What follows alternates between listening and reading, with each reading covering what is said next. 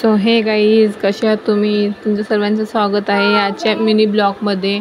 तर आज आम्ही निघालेलो आहोत थोडं शॉपिंग करायला. तर आज संडे आहे, तर चला म्हटलं करूया थोडं शॉपिंग. तर मला चष्म्याच्या चष्मा घातल्यावरती ना अंधार दिसायचा बघा, आता पण अंधार दिसत आहे. तर म्हणून मी चष्मा काढून बघत होते की खरं अंधार आहे की उजेड आहे बा. तर आम्ही निघालेला शॉपिंग करायला. तर आलो आम्ही सक्करदरा इथे.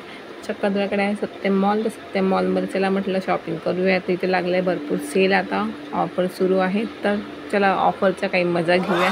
तर आम्ही आलेलो आहोत इथे सत्यम मॉलमध्ये. ते आल्यावरती बघा किती मस्त मस्त ड्रेस वगैरे आहेत. हा सत्यम मॉलचं नाव लिहिलेलं आहे स्टोनने वगैरे. तर हे बघा माझ्या हातात आहे स्लीप. ॲक्च्युली मी ऑलरेडी ड्रेस बुकिंग केलेला आहे. तर मला 2 दिवसानंतर ड्रेस घ्यायला बोलवलं होतं. तर मी आता ड्रेस घ्यायला आलेले आहे. तर सर्वात खाली आली मी, तिथे आहे अल्ट्रेशन करायला दिलं होतं माझे ड्रेस, अल्ट्रेशन आणि फिटिंग.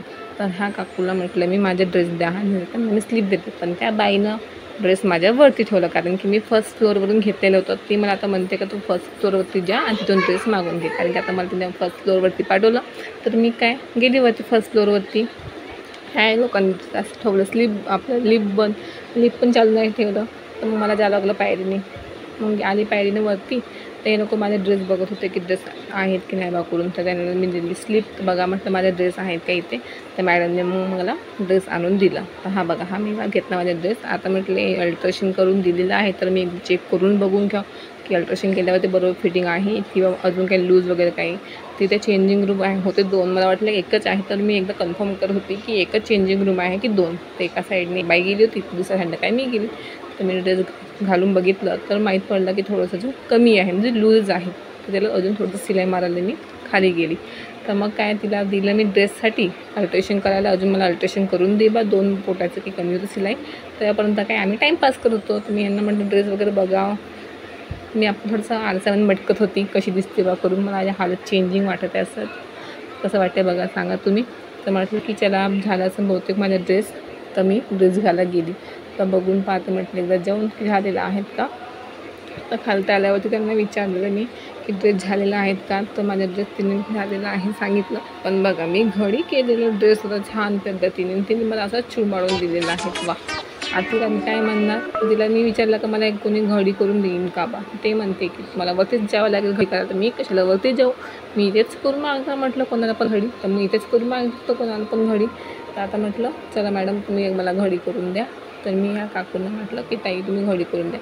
ते घडी करून म्हणजे पूर्ण पॅकिंग करून देतपर्यंत मग आम्ही काय टाईमपास करत होतो. की मी यांना म्हणत होते काहीतरी नाईट ड्रेस, लहान मुलांचे नाईट ड्रेस आहे ते 599 म्हणजे 600 रुपयाला नाईट ड्रेस. तर खरं सांगा, तर 600 रुपयाचे ड्रेस कोणी घालून झोपणार आहेत का. तर 600 रुपयाचे ड्रेस आणि वरच्या ग्राउंड फ्लोअरवरती 1000 म्हणजे 1000च्या मोठ्या बायांचा लेडीजचा नाईट ड्रेस आहे. 1000 रुपयाचे नाईट ड्रेस कोणी घालून झोपणार आहेत. वा वा, काही पण रेट टाकतात हे लोक इथे.